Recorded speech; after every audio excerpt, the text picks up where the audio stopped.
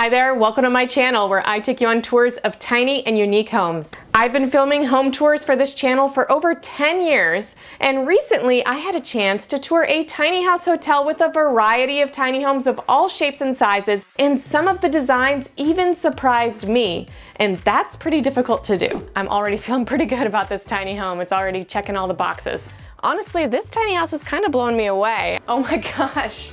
Look at this. So today I'm going to take you on a tour of a few unique tiny homes that are unlike any other, and you're going to meet the family that's behind this tiny house hotel, and they have done a lot for the tiny house movement. But before we jump right in, if you like videos like this, make sure that you subscribe and hit that notification bell so that you know every single time we publish a new tour.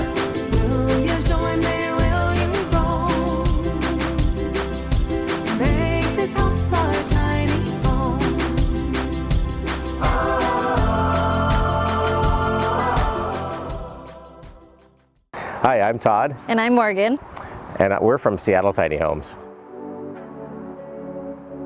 Here in Buckley, we have a full farm. It's called the Roots Collective Farm. We have 8 tiny house hotel units. And then we also build with Seattle Tiny Homes. We do manufacturing here. Here's the factory where we build Seattle Tiny Home units. We build about 24 a year on average. Sometimes we build a few more.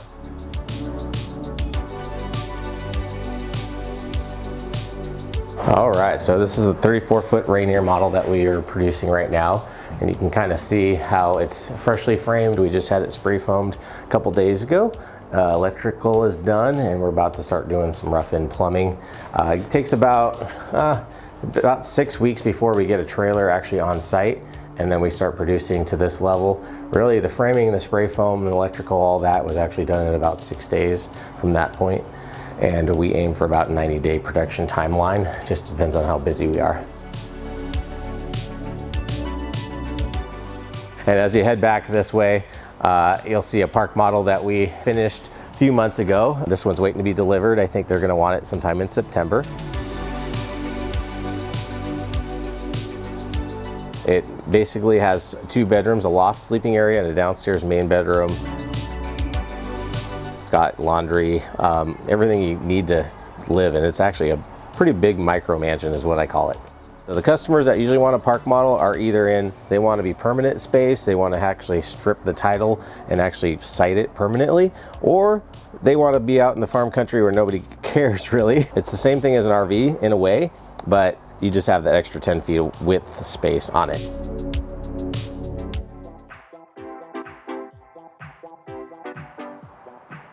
So they have several tiny homes available for rent here at the Tiny House Hotel. We're going to take a look at this one behind me. It's one of the smaller tiny homes they have here, but I also hear it has a really unique layout. Let's go check it out.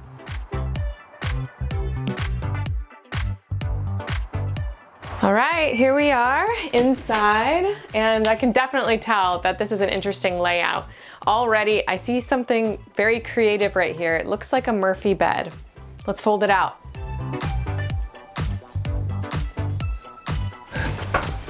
This isn't the way you're supposed to sleep on the bed, I don't think.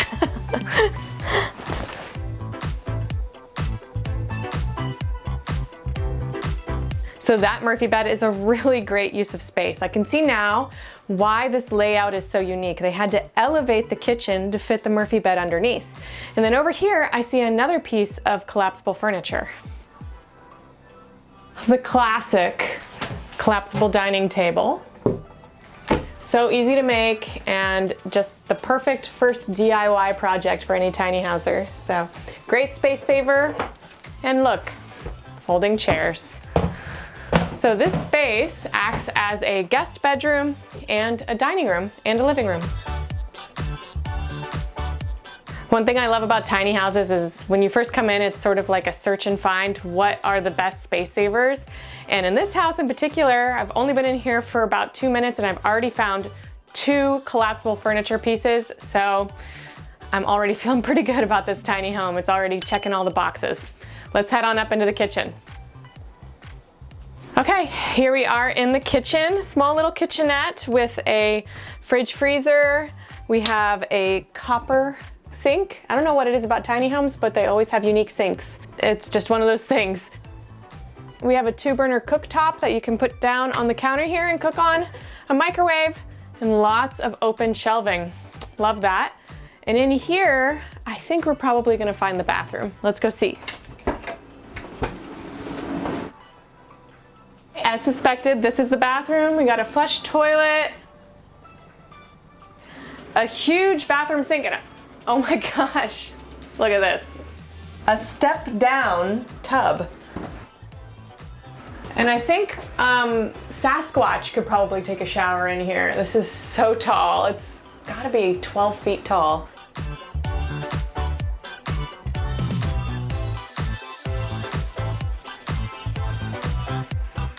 So we have one more area to check out in this tiny house, and it happens to be on the 3rd level. That's right, I said 3rd level. This might be the only 3-story tiny house that I've ever been in. So somehow they fit 3 different stories in a tiny home, but it's the same height as a regular tiny home.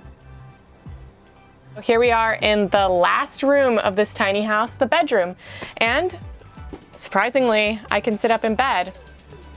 One thing I really love about this tiny house is that it has separate rooms. You don't see that a lot. A lot of people are really embracing the open floor plan idea with tiny homes to make the space look bigger. But what you get with a tiny house layout that has separated rooms is privacy. All right, so this teeny tiny home packs a lot of punch, but I want to see some of the other tiny homes, including some of the larger ones. Let's go. And now for something completely different, let's go see the inside of this tiny home, which is one of the largest tiny homes they have here at the Tiny House Hotel. I'm really intrigued by those 2 lofts, so I wonder how many people can actually sleep in this one. Let's go see.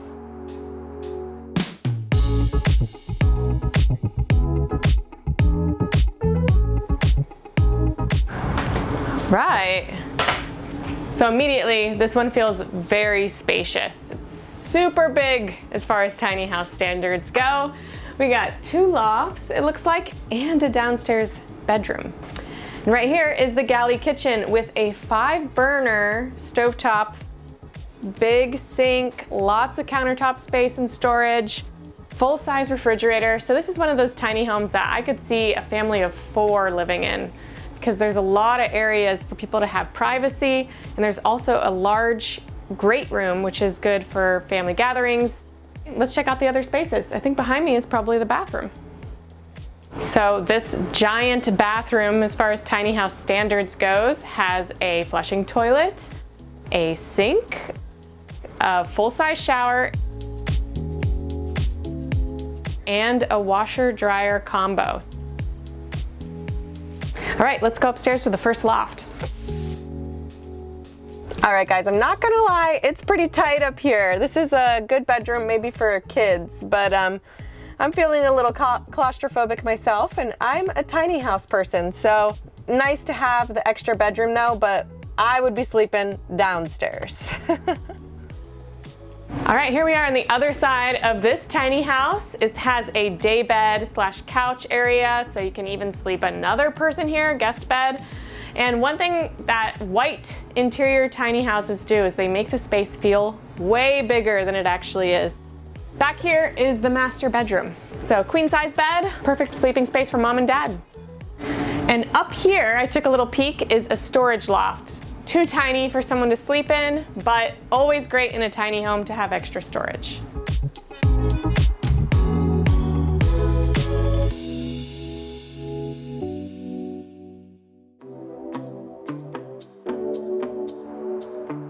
This one here is giving me some log cabin vibes. Ooh, I like the look of this one on the inside. They definitely have some nice finish features. Like, I love those trusses they have going on. The Tiffany style lamp in the middle. I see a little heart-shaped cutout.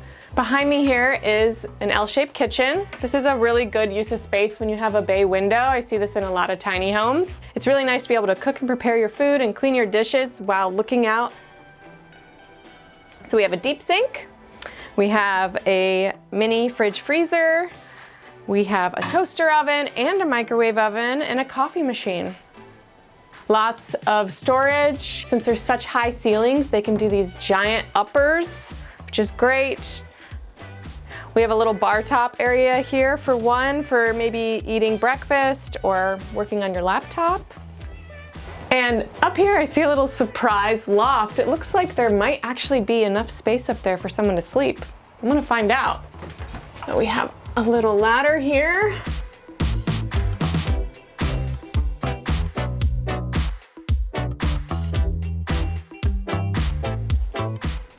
Oh, it's cute. So this adorable loft, I thought at first was just for kids, but I have plenty of headroom up here. It's got a gorgeous triangular shaped window in the back.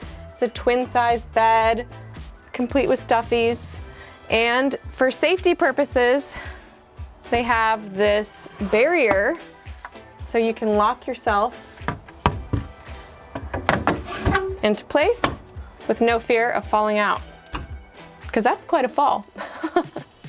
Over here we have the living room. Nice big couch, TV, air conditioning, great for movie nights. So the back half of this tiny house is really kind of interesting. I'd say the last 6 feet or so of the first floor is dedicated to a bathroom, which means it's a giant bathroom for a tiny house. And they've done something really unique.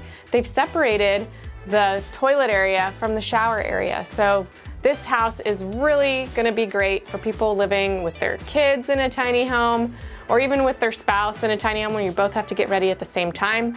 And finally, we have a big closet, again, as far as tiny house standards go.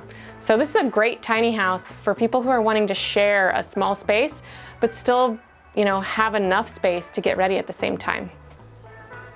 So last space we need to check out is the master loft. Here we are in the master loft, and it's enormous. I mean, we have 5 windows that all open. I have a ton of headroom, and there is plenty of space on the side of the bed, also for baskets or a nightstand. I love seeing the arched ceiling from here and the little heart cutout. It's so cute. It actually goes all the way through to the other side.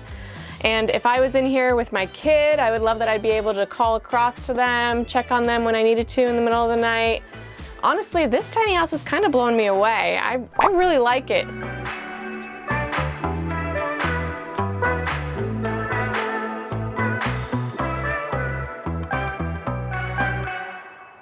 It was about 2012 when we were basically homeless at the time, struggling with housing. And that's when I basically was like, if I put a shed and threw it on some wheels, this could be in this gray area where you don't have to get permits. And we went to the legislature, started the Tiny House Association, went heavily into trying to lobby for a bill to get passed, which it did. In 2018, it became law.